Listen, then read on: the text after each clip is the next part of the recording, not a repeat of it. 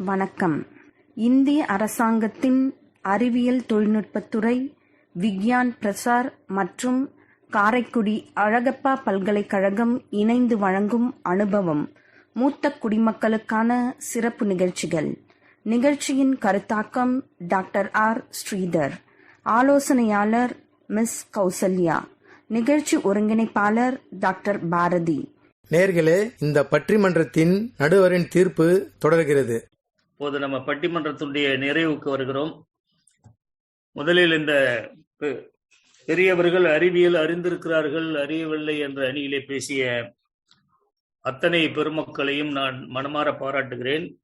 ஏதோ பட்டிமன்றம் அப்படின்னு சொன்னா இவர் பேசுறதுக்கு எதிரணியில மறுத்து பேசுவதோடு மட்டும் இல்ல, நான் எடுத்துக்கொண்ட பொருளுக்கு தகுந்த ஆதாரங்களை வலுவாக கொண்டு போய் இந்த சமூகத்துக்கு சேர்க்க வேண்டும் என்கின்ற ஒரு நல்ல எண்ணத்தோடு பேசிய அந்த 4 பேருக்கு நான் முதலில் என்னுடைய நன்றியையும் வணக்கத்தையும் தெரிவித்துக் கொள்கிறேன்.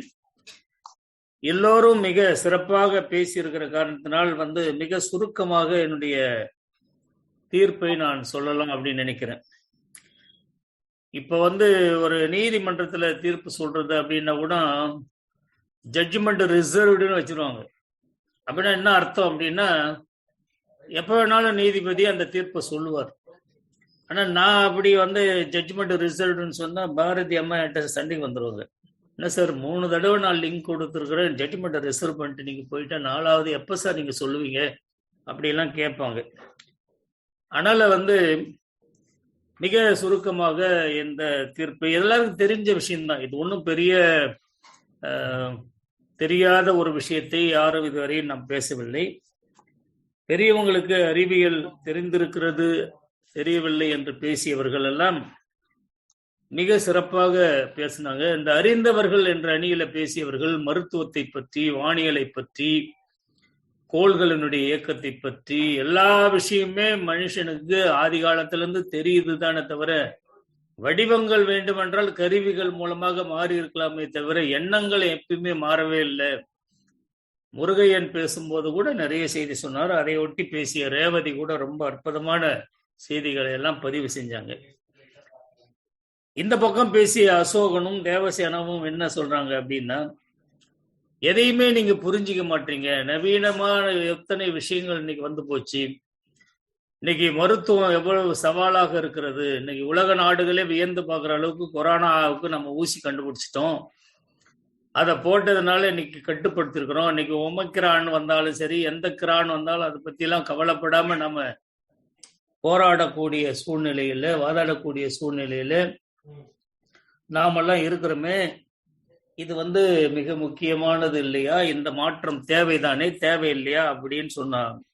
முருகையன் அசோகன் கேட்கிறார், இந்த ஜாதகம் எல்லாம் பார்த்து வீணா போயிட்டீங்க அப்படின்னு அவங்க அணியில 2 பேரும் பேசுறாங்க. இந்த ஜாதகம் சொன்னாங்களே 2020 நமது மறைந்த மேனாள் குடியரசுத் தலைவர் டாக்டர் APJ அப்துல் கலாம் அவர்கள் சொன்னார், 2020 இந்தியா மிகப்பெரிய வல்லரசு நாடாக மாறும், உலகத்துக்கே தலைமை ஏற்கக்கூடிய நாடாக மாறும் அப்படின்னு அவர் சொன்னார். அதுல எந்த மாற்றமும் இல்லை. இன்றைக்கு இந்தியா பல நிலைகளிலே முன்னேறி இருக்கிறது என்பதை நாம் மறுக்க முடியாது. ஆனால் இன்னும் கூட நாம் முன்னேற்றத்திற்கு தயாராக இருக்க வேண்டும். இந்த மாதிரி விஷயங்களை நம்ம கான்சென்ட்ரேட் பண்ண வேணாம். ஜோசியம் எல்லாம் சொன்னவங்க அப்படி செய்யும் இப்படி செய்யினாங்களே, ஏதாவது நடந்ததா அப்படின்னு கேட்குறாங்க. நியாயமான கேள்விதான் அது. அவர்களுடைய தொழிலை அவங்க செய்யறாங்க, அவ்வளவுதான். ஜோதிடம் பார்ப்பவர்கள் என்பது அது ஒரு தொழில், அது ஒரு வியாபாரம் மாதிரி வச்சுக்கின்னு இப்படி செய்யுங்க அப்படி செய்யுங்க. எனக்கு தெரிஞ்ச ஒருத்தர் சொன்னாரு, ஒரு ஜோசியன்கிட்ட நான் போனேன், அவர் சொன்னாரு, உங்களுக்கு 8ல ராகு இருக்குதுங்க, குரு 5ஆம் வீட்டுல இருந்தா நல்லா இருக்கும், அவரு 7ஆம் வீட்டுக்கோ 6வது வீட்டுக்கோ போயிட்டாரு, அதனால ரொம்ப கஷ்டமா இருக்குது, எந்த வீடும் உங்களுக்கு சரியில்லை அப்படின்னு அந்த ஜோதிடர் சொல்றாரு. ஜோசியம் பாக்குறவன் சொன்னா, ஏன் ஜோசியம் இருக்கிறதுங்க, அது மட்டும் அதுக்கு ஒரு பக்கம் இருக்கட்டும், உங்க வீட்டு பொண்ணை ஏத்து வீட்டு பையன் பார்த்தா அது உங்களுக்கு தெரியுமா, 2 பேரும் இப்போ ஓடி போயிட்டாங்களே, அதை பார்த்தியாயா ஜோதிடரேணி அப்படின்னு கேட்பான். அவன் வீட்டுல நடக்கிறதே அவனுக்கு தெரியல, 7ஆம் வீட்டுல என்ன நடக்குது, 8ஆம் வீட்டுல என்ன நடக்குது, 9ஆம் வீட்டுல என்ன நடக்குது, இப்படி இதுல போய் ஆராய்ச்சி பண்றவன் ஆனா நவீன தொழில்நுட்பத்தால என்னென்ன நிகழ்ச்சிகள்லாம் மாறி இருக்கிறது, மருத்துவத்தை பற்றி, உளவியலை பற்றி, மனிதனுடைய வாழ்க்கையை பற்றி எக்கானமிக்கா டெவலப்பா வருது. இப்ப நீங்க பாத்தீங்க அப்படின்னா இன்னைக்கு தெரியாதுன்னு நம்ம சொல்ல முடியாது. பெரியவங்களே பாத்தீங்கன்னா நிறைய கூகுள் பேல பணம் அனுப்புறாங்க, பணம் வாங்கிக்கிறாங்க. வங்கிக்கே போகாம வீட்டுல இருந்தே அந்த வேலையெல்லாம் செய்யறாங்க. அவங்களுக்கு பழமை தெரிந்திருந்தாலும் கூட புதுமையும் தெரியுது.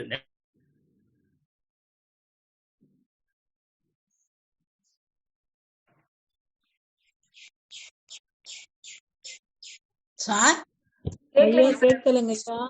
ஐயா சார்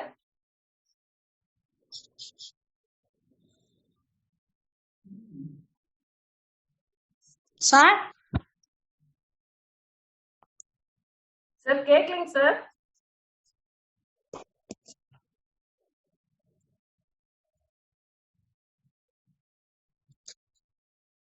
வணக்கம் மேடம். வணக்கம் சார்.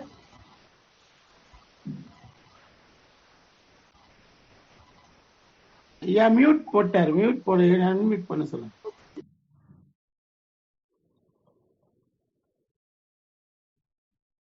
சார் வெளியில போயிட்டு மறுபடியும் கனெக்ட் பண்றாங்கன்னு நினைக்கிறேன். வாய்ஸ் கேட்கல சார். நடுவில் அது மாதிரி போன் வந்தா கூட அது மாதிரி ஆயிடுமா? கேக்குதுங்க சார். இப்ப கேக்குதுங்க சார். கேக்குதுமா. அதனால முற்றிலுமாக பெரியவர்கள் ஒரு சிலருக்கு வேண்டுமானால் அதுல ஆர்வம் இல்லாம இருக்கலாம். நீங்க இன்னைக்கு பாத்தீங்க அப்படின்னு சொன்னா வெளிநாடுகள்ல இருக்கக்கூடிய பிள்ளைகளோ இல்ல வெளி மாநிலங்கள்ல, இப்ப டெல்லியில ஒருத்தர் இருக்காரு, உள்ள இருக்காரு, இந்த மருமக பேரம் பேத்தி இருக்காங்க, வீட்டுல பெரியவங்க இருக்காங்க, ஏதோ கிராமத்துல இருக்கிறாங்கன்னு சொன்னா ஆன்லைன் அந்த வீடியோ கேம், அதாவது வீடியோவை ஆன் பண்ணிட்டு நேரடியாவே பேசிக்கிறாங்க. சில இடங்கள்ல பாத்தீங்கன்னா நாம ஒரு இடத்துல இருப்போம், அவரு வெளிநாட்டுல இருப்பாரு, இங்க கேமரா செட் பண்ணி வச்சு அங்க இருந்து மானிட்டர் பண்றாங்க. அந்த அளவுக்கு தொழில்நுட்பம் எல்லாம் நல்ல வளர்ந்துருக்குது.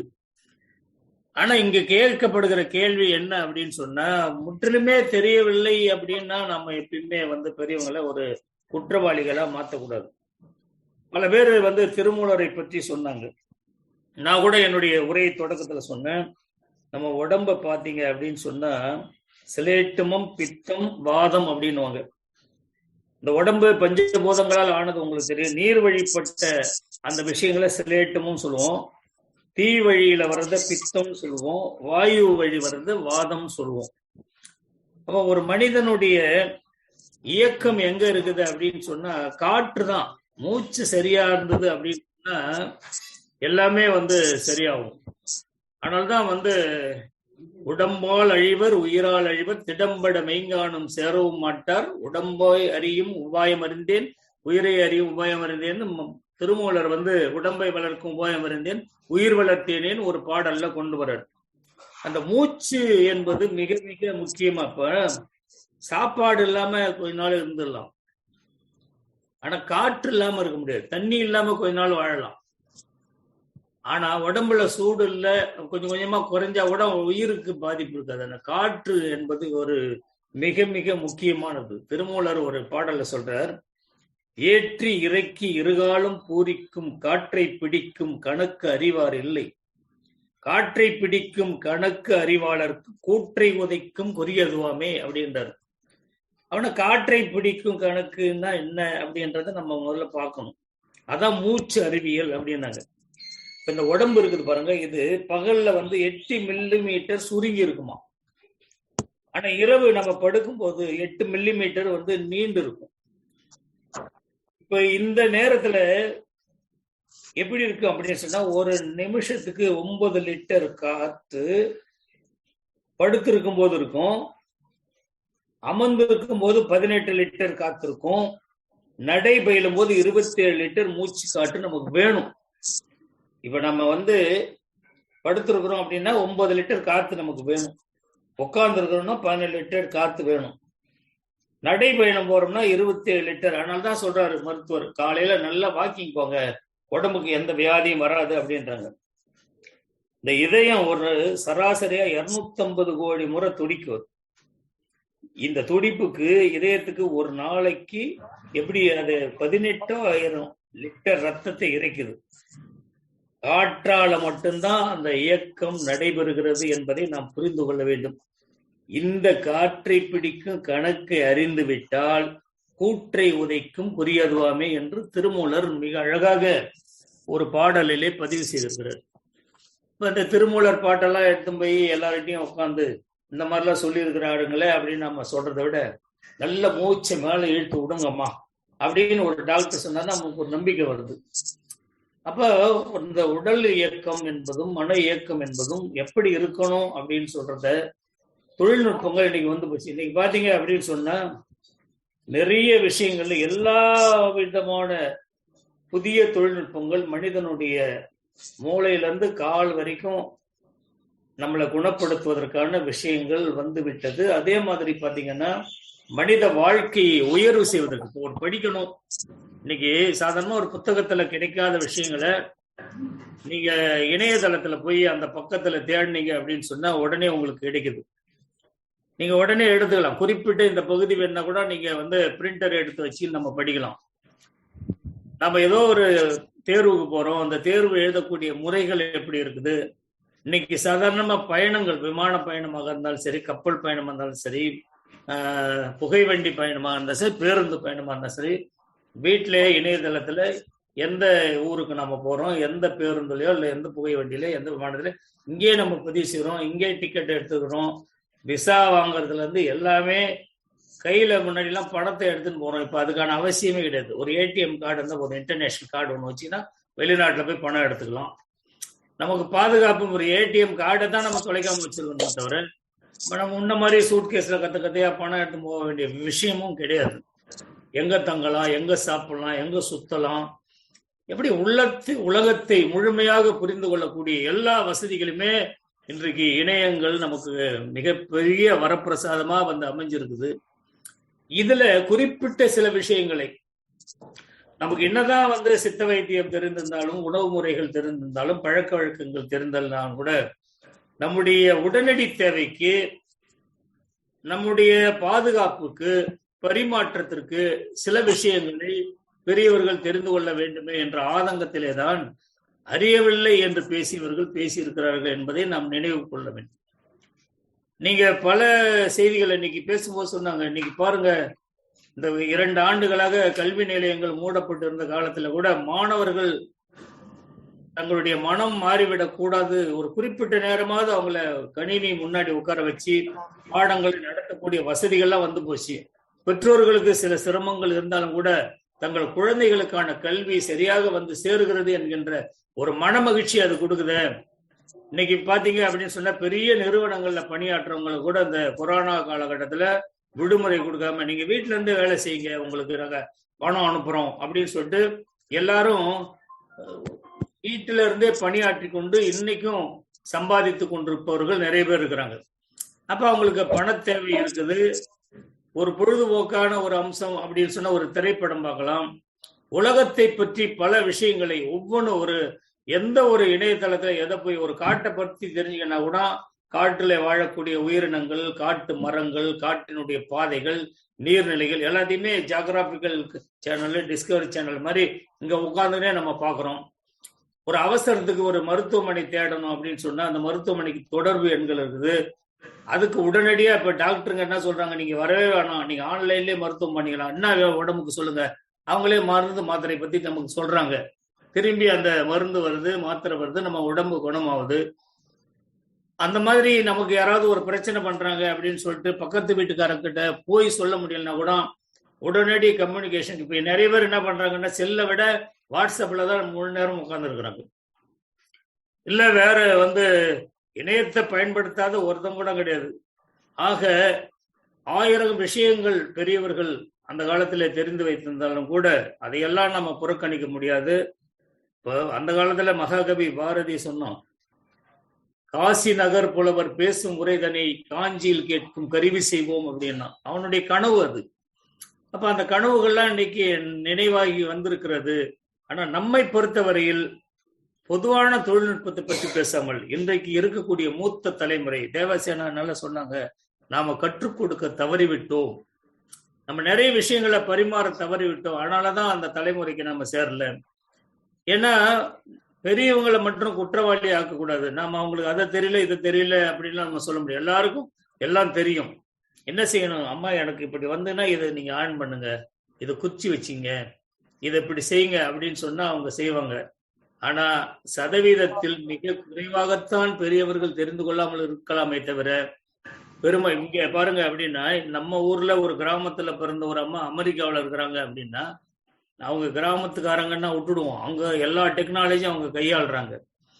அந்த அடிப்படை வசதிகளே இன்னும் நமக்கு சரியா உருவாக்கி கொடுக்க முடியல.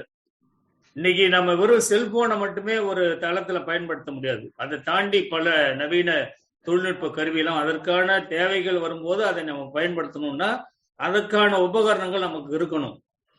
அசோகன் கூட சொன்னாரு, இதெல்லாம் மிக்சிலாம் வந்து போச்சு, ஆனா அறிவியல் வேணும்னு நம்ம சொல்ல முடியுமா? உண்மைதான் அது. ஆனா அதுல ஒரு சூட்சமம் இருக்குது. என்ன அப்படின்னு சொன்னா, இப்ப வீட்டிலேயே பெண்கள் வந்து சமைக்கிறாங்க, பல இடத்துல ஆண்களும் சமைக்கிறாங்க. அது ஒன்றும் தவறான விஷயம் கிடையாது. உணவகத்திலேயோ மற்ற திருமண மண்டபங்களே பார்த்தீங்க அப்படின்னு சொன்னா ஆண்கள் தான் சமைக்கிறாங்க, பெண்கள் சமைக்கிறது இல்லை. இவன் என்ன நினைச்சான், அந்த அம்மா வந்து அந்த மாவு அரைக்கிற இயந்திரத்தை பயன்படுத்தும் போது இவனுக்கு அந்த வேலை வந்த உடனே கிரைண்டரை கண்டுபிடிச்சிட்டான். அம்மியில அரைக்கணும்னு இவனுக்கு அந்த வேலை வந்த உடனே மிக்சியை கண்டுபிடிச்சிட்டான். பெருக்கணுமே அப்படின் போது வேக்யூம் கிளீனரை கண்டுபிடிச்சிட்டான். ஆக நவீன தொழில்நுட்பம் வந்ததுக்கு பிறகு வேலைகள் சுருங்கி போச்சு. ஆனா அதெல்லாம் சரியா நம்ம பயன்படுத்துறோமா அப்படின்றத பார்க்கும்போது இன்னைக்கு துரித உணவகங்களும் இந்த வீடு கொண்டு வந்து நிறைய கொடுக்குறாங்க பாருங்க உணவு.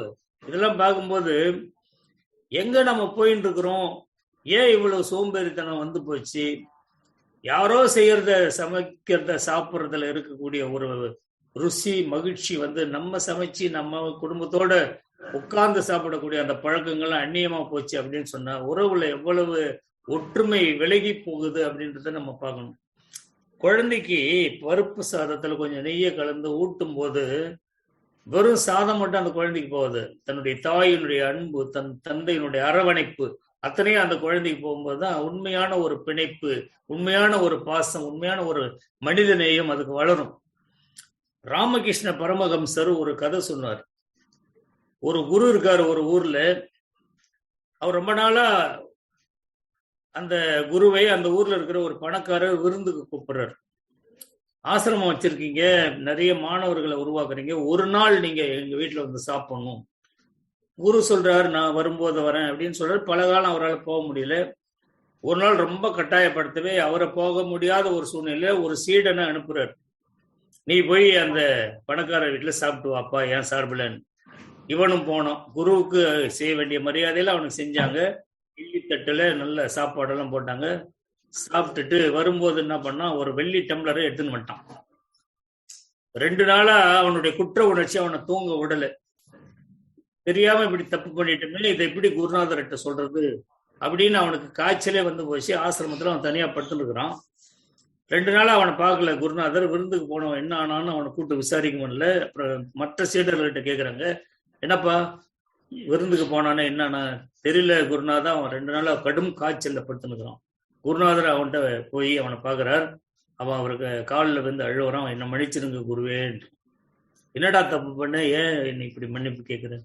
இல்லை நான் சாப்பிட போன இடத்துல ஒரு வெள்ளி டம்ளர் எடுத்துன்னு வந்துட்டேன், அந்த குற்ற உணர்ச்சி என்னை ஆளாக்குது. சரி ஏதோ தவறு செஞ்சுட்டு பரவாயில்ல, இனிமே அப்படிலாம் செய்யக்கூடாது. நான் கற்றுக் கொடுத்த வேதங்கள் மந்திரங்கள் எல்லாம் இன்னைக்கு பொய்யாக்கிட்டேப்பா. உண்மையை தானே நம்ம பேசணும், உண்மையாக தானே நடக்கணும். அப்படிலாம் நடந்துட்டே சரி நான் அவர்கிட்ட சொல்லி மன்னிப்பு கேட்டு வரேன்னு சொல்லிட்டு அந்த வெள்ளி டம்ளரோட பணக்காரர் வீட்டுக்கு போறாரு. எப்பயுமே வராத குருநாதர் வந்துட்டார். அவர் ரொம்ப மகிழ்ச்சியில வாங்க வாங்க அப்படின்னு சொல்லி உட்கார வச்ச உடனே இவர் உண்மையை சொல்றார். இந்த மாதிரி என்னுடைய சீடன் உங்ககிட்ட இருந்து அந்த வெள்ளி புகழை எடுத்துன்னு வந்துட்டான், மன்னிச்சிருங்க, இதை வச்சுங்க. பரவாயில்லைங்க, எங்க வீட்டுல நிறைய இருக்கு, அவர் எடுத்து போனது இருக்கட்டும். இல்ல அதெல்லாம் தப்பு. ஆனா எனக்கு ஒரு சந்தேகம், எங்க ஆசிரமத்துல இருக்கிற பிள்ளைங்களுக்கு அந்த மாதிரி எண்ணங்கள் வராது. உங்க வீட்டுல சமைக்கிறவங்க யாரு அப்படின்னு கேட்கிறாரு. சொல்றாரு, இந்த அம்மா தான் சமைக்கிறாங்க, அவங்கள கொஞ்ச நாள் கண்காணிங்க அப்படின்னு சொல்லி அப்படி பார்க்கும்போது தினந்தோறும் அந்த அம்மா சில பொருட்களை வீட்டுக்கு எடுத்து போற அந்த பழக்கத்தை வச்சிருக்கிறாங்க.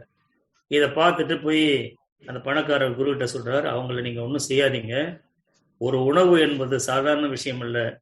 அந்த எந்த எண்ணத்தோடு நாம் சமைக்கிறோமோ அந்த எண்ணம் தான் உணவு உண்பவர்களுக்கும் வரும்.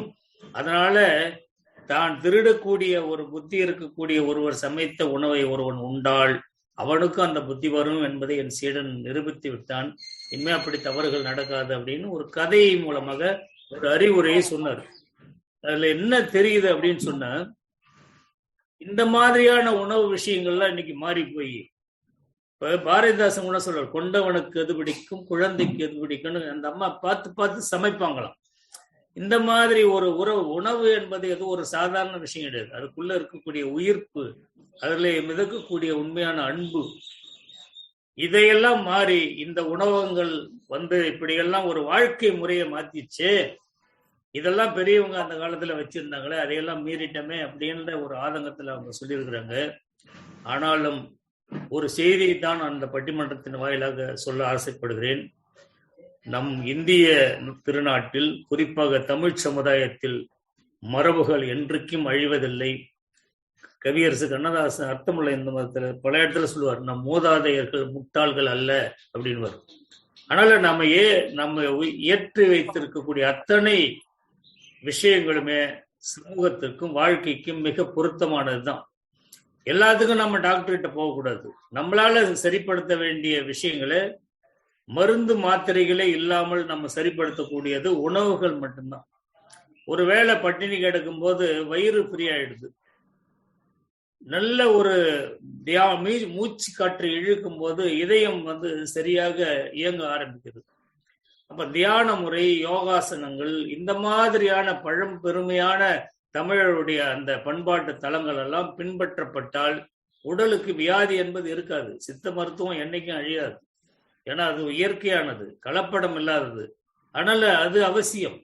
ஆனா எல்லாவற்றுக்கும் சித்த மருத்துவம் உடனடி நமக்கு இப்ப உடனே என்ன பண்ண நினைக்கிறோம், தலைவலினா கூட உடனே சரியாயிடணும், வயிற்று வலினா உடனே சரியாயிடும். அப்போ அதுக்கு என்ன பார்க்குறோம் அப்படின்னு சொன்னா, யுனானி மருத்துவம், ஆங்கில மருத்துவம், இதுதான் நமக்கு தேவை அப்படின்னு நினைக்கிறோம். எல்லா மருத்துவமும் நமக்கு தேவைதான். எல்லா விஷயங்களும் நமக்கு தேவைதான். நமக்கான விஷயங்கள், நம்ம எதை நோக்கி போறோம் அப்படின்றத பெரியவங்க கொஞ்சம் கொஞ்சம் தெரிஞ்சுக்கணும். இன்னைக்கு தொழில்நுட்பம் அவங்களுக்கு தெரியாது ஒண்ணும் இல்லை. வானை அளந்தவர்கள், மேனை அளந்தவர்கள், கோளை அளந்தவர்கள், நிலத்தை அளந்தவர்களுக்கு இதெல்லாம் ஒரு சாதாரணமான செய்தி தான். ஆனால் இன்றைக்கு உலகம் போகிற போக்குள்ள பல்வேறு தொலைநோக்கு சிந்தனை அவர்களுக்கு இன்னும் தேவைப்படுகிறது.